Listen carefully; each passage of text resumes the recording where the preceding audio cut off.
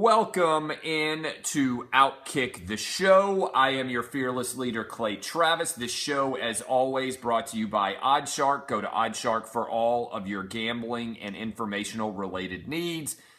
I want to dive all into a bunch of different stories, but today I thought I would begin with some data for you guys. First of all, there's been a lot of talk about Wonderlic scores and whether it's Wonderlic shaming to release them. And a bunch of people are out there making this argument, and they're all idiots. Because the Wonderlic, like any other tool, is just a strategic device that allows you to compare a large segment of a population against each other and weigh it as much as you would like for data to be waived. In particular, I've got some data points here for you that I'd like for you to take that for data in honor of Fizdale. All of the current NFL quarterbacks who are hoping to get drafted have their Wonderlic scores leaked right now. But before I give you those, I want to say again, people say, oh, the Wonderlic doesn't guarantee whether somebody will be successful or not. And they point to all these data points and they say, see, look at this individual person. Donovan McNabb got a 15. Dan Marino got a 15, and those guys were successful. And I say that's fine. But the 40 time doesn't dictate whether somebody's going to be successful either. Nor does the bench press or the vertical leap or the shuttle drill or any other individual single thing that you do as part of your training. And what this does is just give teams an opportunity to assess your overall intelligence across the board. There was a lot of attention paid to Leonard Fournette, to obviously Dalvin Cook, and also to Joe Mixon. Three guys who scored 12 or less. To me, that's an indictment.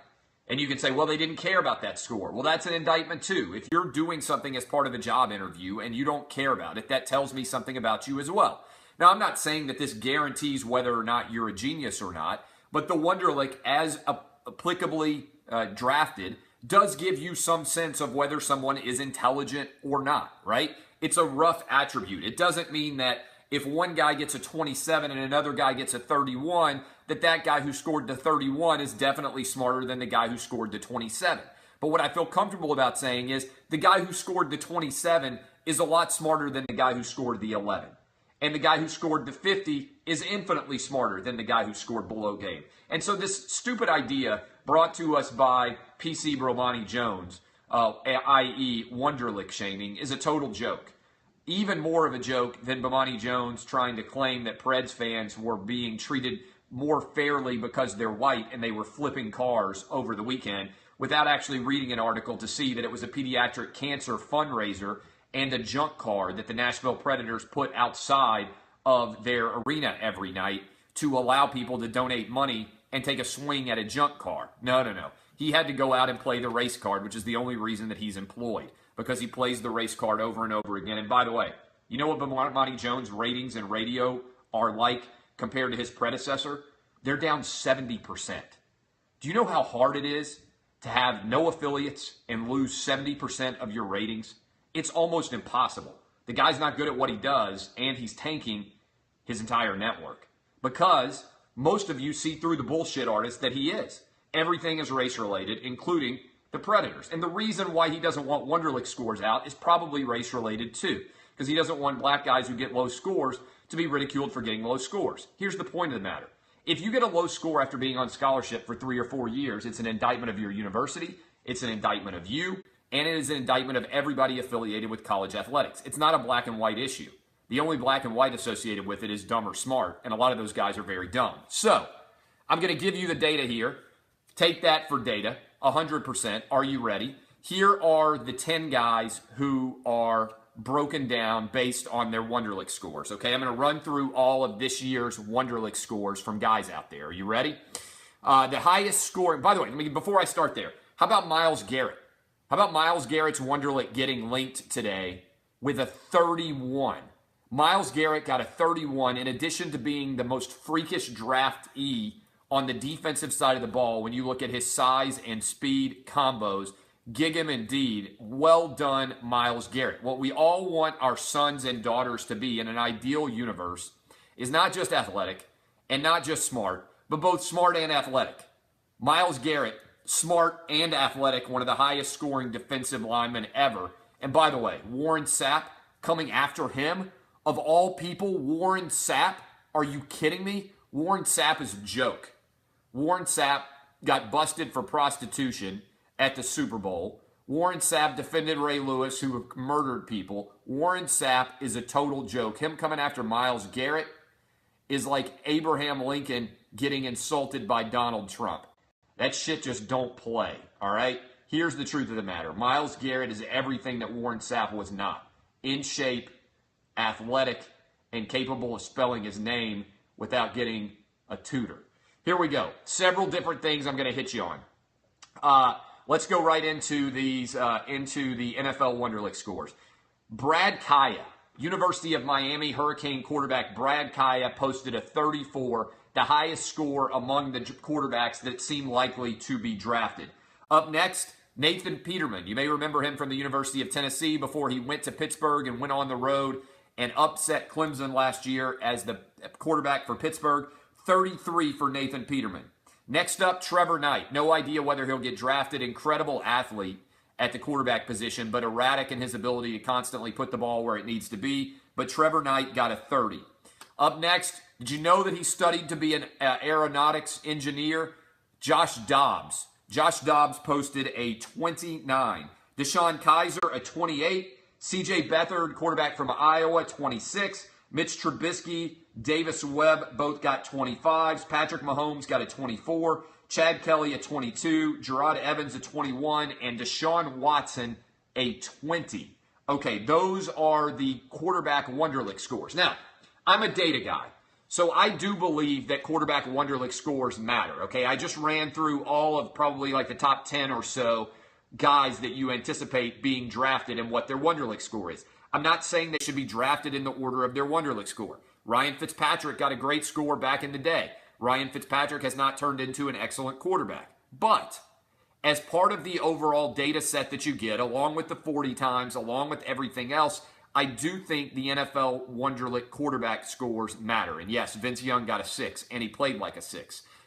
Jake Locker got a 20, which is a fairly low score for a quarterback. Here's data for you that I think has some relevance. Right now, there are 6 quarterbacks in the NFL who have won Super Bowls, okay? If you want to win a Super Bowl, Eli Manning, Aaron Rodgers, Tom Brady, Drew Brees, Russell Wilson, and Joe Flacco have all won Super Bowls. So has a 7th quarterback, Ben Roethlisberger, all right?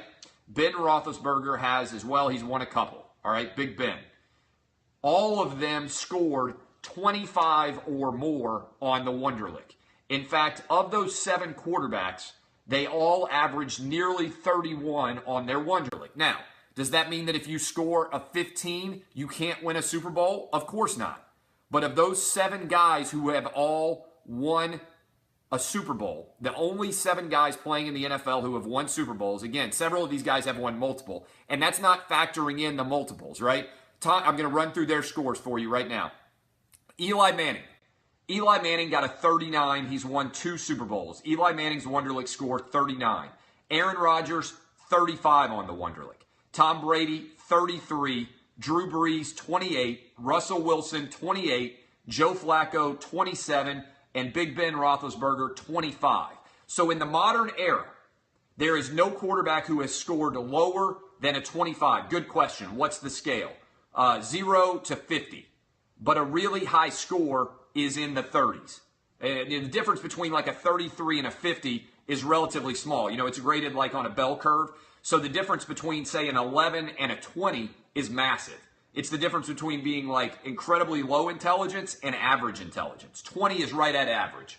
So if you score a 20, you're at the 50th percentile for intelligence on this test. Okay, several others that you guys are asking about. I'm going to write about this afternoon. If you want to go read about it at Outkick, you can. Let me go ahead and pull up, and I will read you several different scores. I know several of them off the top of my head. Marcus Mariota got a 33. Jameis Winston got a 27. Okay, this is pretty interesting stuff, I think, when you get to the actual data of what Wonderlic scores quarterbacks have managed to put up. Let me see. I'm going to pull it up for you. Again, I wrote a while ago about this. Do Wonderlic scores matter? The average quarterback gets a 31. Did Dak get a 25? I've got to look up last year's because I didn't write about last year's quarterback class. The last one that I wrote about was in 2016. Okay, what questions? Here are an idea, by the way. An engineer would score around a 29 or a 30. A chemist, a 31. A accountant, a 28. And a janitor would score a 14. So when Leonard Fournette and Joe Mixon and obviously as well Dalvin Cook all score an 11 or a 12, they're scoring lower than the average janitor. Okay, that kind of puts it in perspective. Other guys that you might be interested in, Peyton Manning. Peyton Manning got a 28. Squarely right in the number that you would anticipate somebody getting in order to win a Super Bowl. Andrew Luck, 37.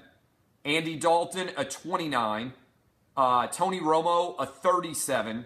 Cam Newton, a 21. Matthew Stafford, a 38. Other guys, look, it's not a guarantee. To me, it's more of a pass-fail test. If I were drafting quarterbacks right now, I would look at the data in terms of who wins Super Bowls, and I would say if you don't get a 25 or more on this test, and there's not some other evidence of how intelligent you are, I'm not going to take you. Okay, that's just my truth of the matter. Other guys and how they've done. Colin Kaepernick actually got a 37. So I was blown away when I saw that. I thought Cap was really dumb, but that's not awful. Sam Bradford, a 36. Matt Leinart, a 35. Maybe Cap getting a 37 is proof that you can be really dumb and still to score well in this test. Matt Ryan got a 32. Johnny Manziel, a 32. Phillip Rivers, a 30. Andy Dalton, a 29. EJ Emanuel got a 28. Blake Bortles, a 28. Josh Freeman from Kansas State, a 27. Jay Cutler, a 26. Carson Palmer, a 26. Again, Ben Roethlisberger got a 25, lowest of the Super Bowl era to win a championship. RG3, 24. Geno, 24. Jamarcus Russell, 24. Tim Tebow, 22.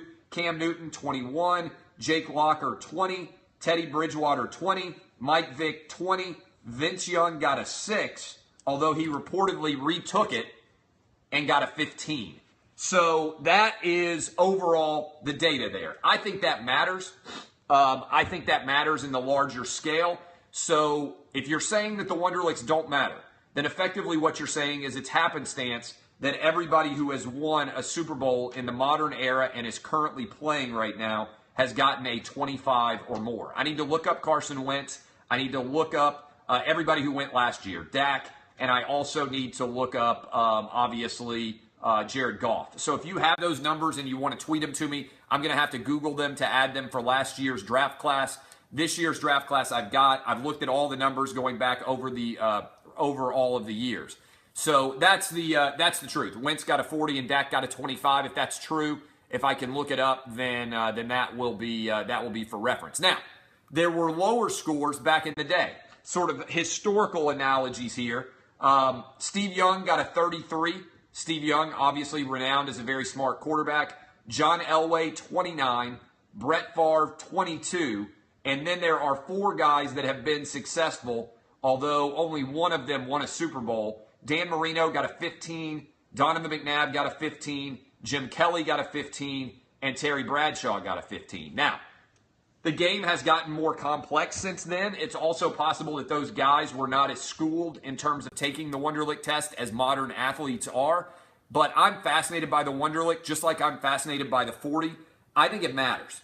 I, as a GM and as an owner, would say, I do not want to get a guy who scores less than 25. I would look at this data and say, in the modern NFL, as complicated as the quarterback position has become, I don't think you can trot out a guy with a low Wonderlic score and be successful. Now, could I be wrong?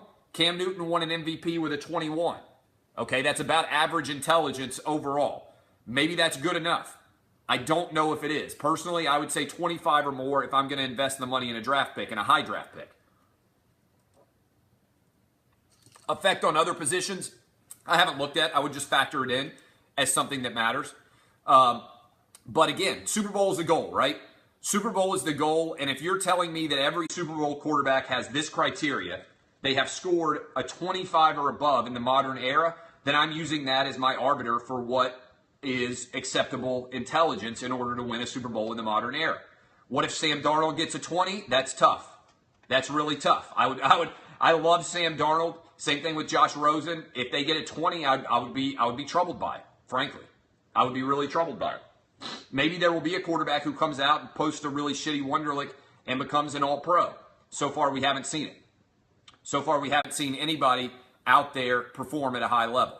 So I think, yeah, my expectation is I'm drafting Sam Darnold number 1 overall, unless he comes out this year and is awful. I put all my money on Sam Darnold, all my discretionary income on Sam Darnold to win the Heisman Trophy this year. There is no bigger Sam Darnold fan outside of the USC fan base in America this year than me, all right? I'm all in on Sam Darnold winning the Heisman Trophy. I put all my money on him on the offshore. I think he's going to be incredible this year.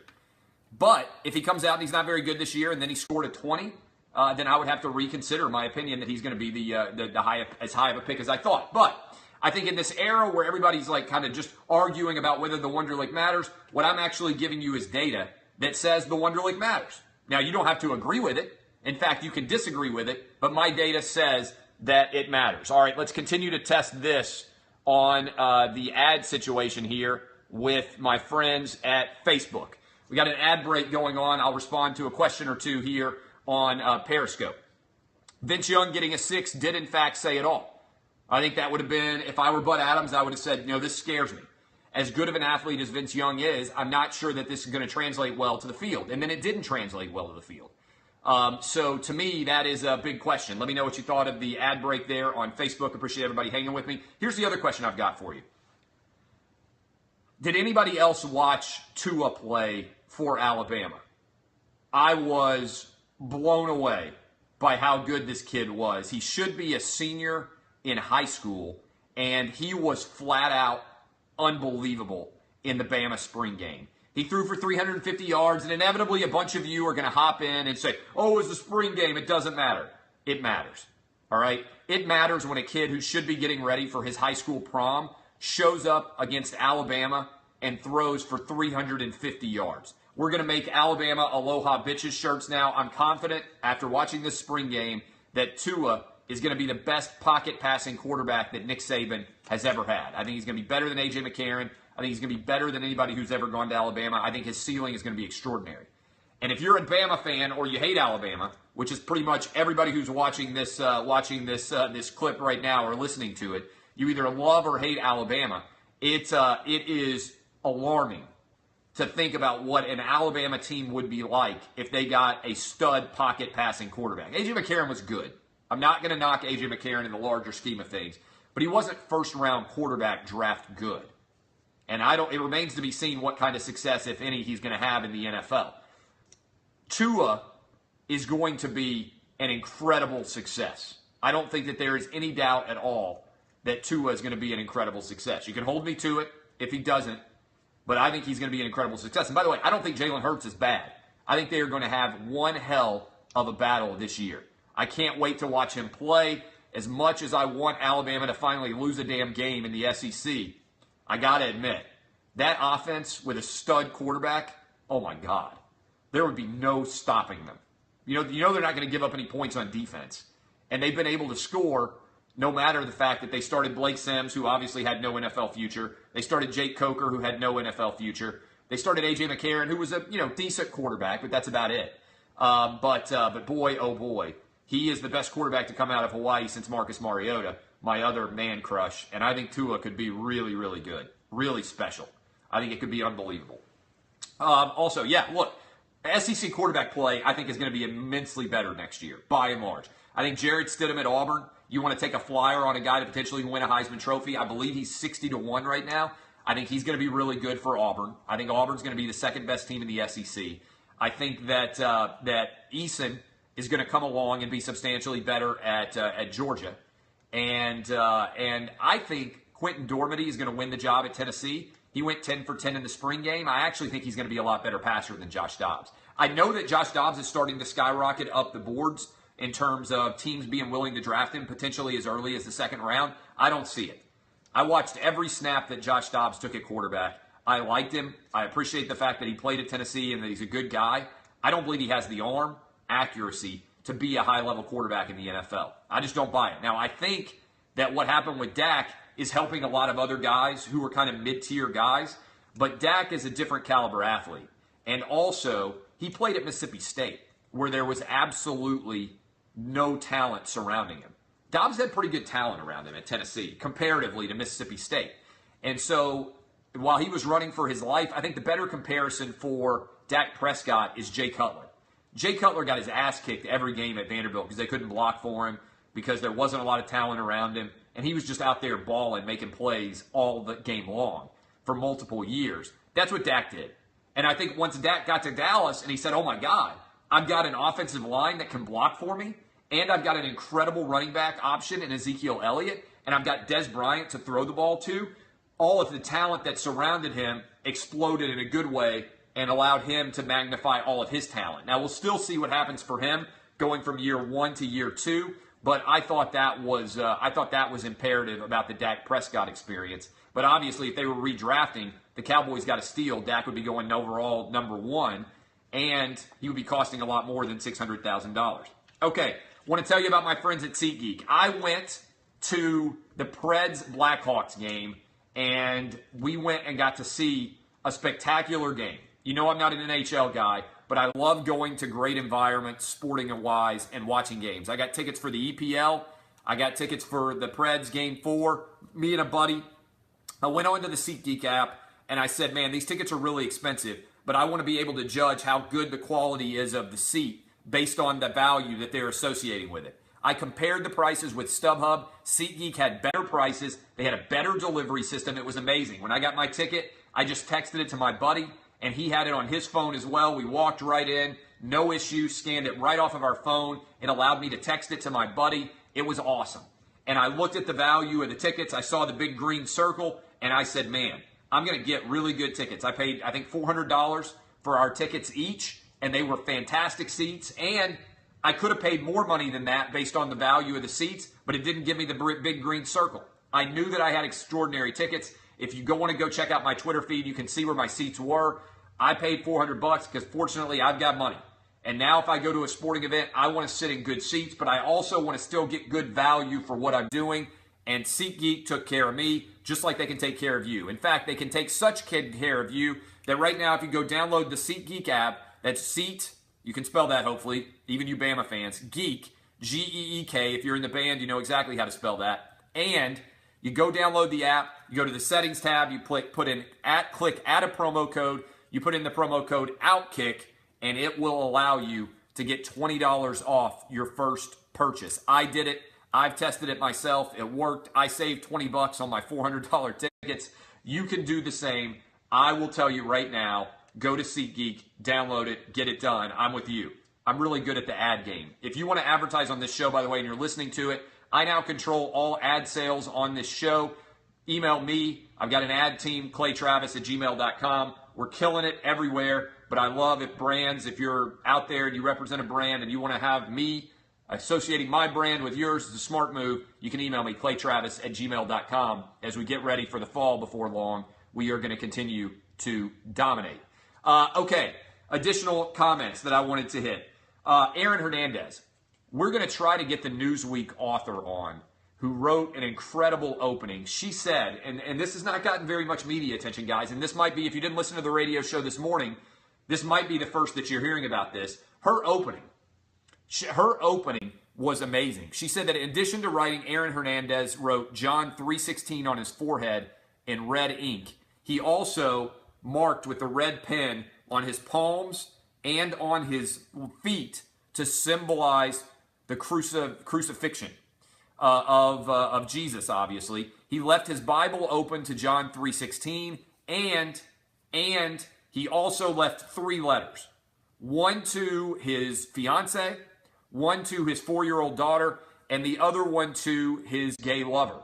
The Daily Mail online has got a story up, if you want to go check it out, where they write about the man that they believe was Aaron Hernandez's gay lover that he recently gave a $50,000 watch to as a testament to their relationship. I don't know how he got it. I don't know how he got the watch to them, but they tracked down the family and everything else, and wrote about this experience. I think this is an amazing story. Not amazing meaning like, oh, you look amazing and you're on the red carpet. Amazing as in, I can't believe it actually happened. As in, unbelievable, as is maybe one of the most wild stories that has ever existed in sports. We had Dan Wetzel on the show this morning, and I think there's a good chance that at some point someone will write an amazing book about Aaron Hernandez's life and these trials. I think also the opportunity for a documentary with Netflix, with Amazon, with somebody out there in the arena of sports, it would do very, very well. I mean, I just find this entire story to be without parallel in certainly many, many years. I mean, you're talking about an NFL starting tight end who had Pro Bowl caliber talent, potentially even Hall of Fame caliber talent, who had been on a Super Bowl winning team and was playing for the best quarterback and the best coach of all time. He murdered people potentially and then played an entire season. And then he ends up killing himself. And everything about this story is flat out unbelievable. It's an amazing, amazing story that I think at some point in time will become an incredible documentary. I mean, if you look at Making a Murderer and how well that did, there's so many aspects of Aaron Hernandez's life that still need to be resolved. It sounds like he may well have compartmentalized his homosexuality in an effort to avoid the detection. He embraced this extreme machismo culture, and the result has been obviously devastating for he and his family. But what's also remarkable is, remember, we never know these guys. Because if Aaron Hernandez had taken his life at the age of, in 2013, if he had died in a car accident, there would be a statue to him outside of the stadium. And probably they would have retired his jersey at the New England Patriots football stadium. And in 2015 when they won the title and 2017 when they won the title, they may well have played with his number emblazoned on their helmets. That just goes to show you, we would have never known Aaron Hernandez would have become a modern-day Thurman Munson or a modern-day Roberto Clemente, and we would have never known the full extent of his life off the field. Always goes to show, be careful believing that football players are heroes. His brain has been donated for CTE. I continue to slam this viral meme, which I think has finally died, about Aaron Hernandez killing himself in a way to try to protect his daughter. That's not true, and they're not going to make any more money. His family is going to probably end up bankrupt through the civil lawsuits that will follow. The impact of his suicide, even though this Massachusetts law is out there, does not have any substantive impact. So that is something that you should take away. Don't believe the viral memes. That is the truth.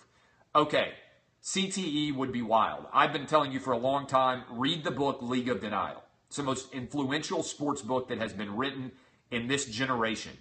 And if you haven't read League of Denial, I never saw the movie Concussion. Will Smith played the doctor in the movie. I have no idea what the movie looked like. I have no idea if it was a good movie or a bad movie. But I always say read the book. Read the book League of Denial. You'll be glad that you did. And when you finish it, you will legitimately probably not allow your sons to play football. Unless they're going to be studs, I wouldn't let them play, personally. Now, eventually they may make their own decision to play, but I don't think my kids are going to be that big. They're going to make their money off their brain like their dad. There's plenty of other sports for them to play. Not going to let them play football. It's not worth it. Just like I wouldn't let them box. I think there's going to be an entire generation of parents out there that just like you would never let your kids get into the ring and box, I would never let my kids play football. It's not worth it. Not worth it at all. Now, they might feel differently. You can say, DBAP, being a pussy is allowing your brain to become mush, getting fucked up. My brain is where I get my value, 100%. Just like I'm not going to fight anybody.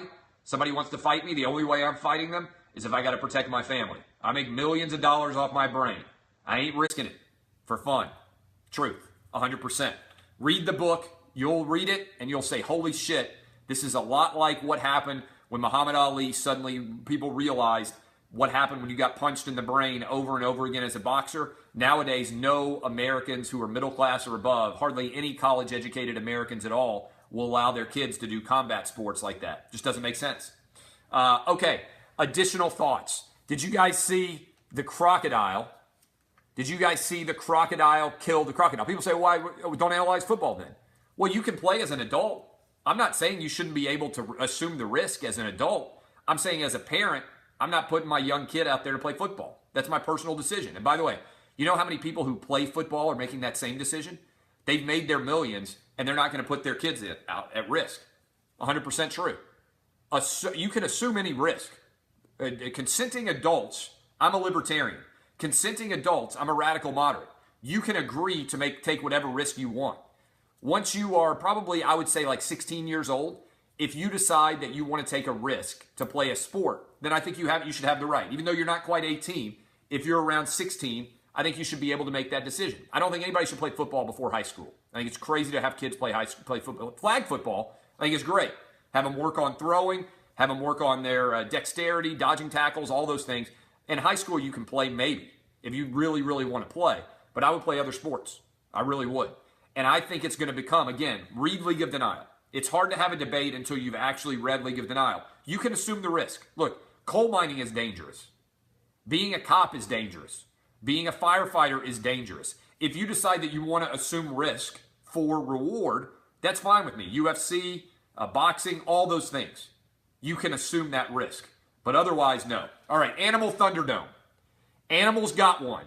If you listen to the show this morning, our play of the day, I came out and I said, look, sometimes humans beat the animals, sometimes the animals beat the humans. There was a guy in Zimbabwe, professional trophy hunter. He made thousands of dollars on every hunt to take out people to go kill animals. He was on a saltwater crocodile hunt in Zimbabwe. He went along the river with his dogs after saltwater crocodiles, and they got him. They yanked him into the water, and they ate him. Score one for the Crocodiles. Animal Thunderdome got one of our guys. That is a crazy-ass story. I will tweet the link tomorrow. Crocodiles got the win. Now, Crocodiles got taken out. They tracked down who the saltwater crocodiles were in the area. They killed 3 of them. We got our revenge. Inside one of those saltwater crocodiles, bang, the trophy hunter.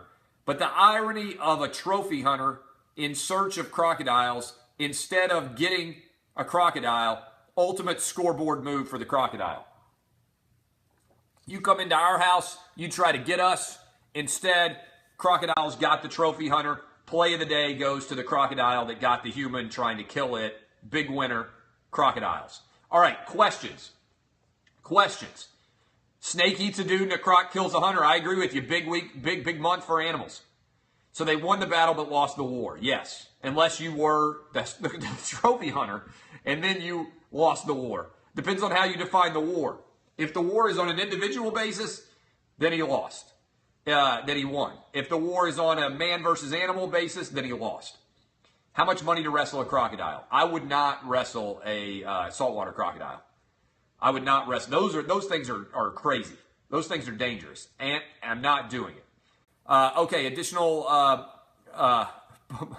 who's being racist? Oh, I got to get back to that. That's funny. I love all of you for coming on to Outkick and hanging with me.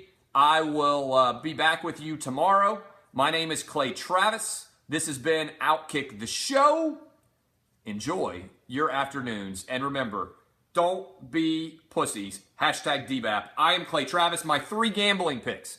Thank you. I am on the Bucks +6, I believe. I'm on the Warriors -8, and I am on the Hawks -2.5. 17-6 on the plays so far this year. NBA gambling picks, winning percentage of 74%. Every day at noon Eastern, I'm putting all my gambling picks up on Outkick. You can go check them out there. Love all of you. My name is Clay Travis. This has been Outkick the Show. Podcast should be up and running. Go read them. Love you all. And remember, DBAP.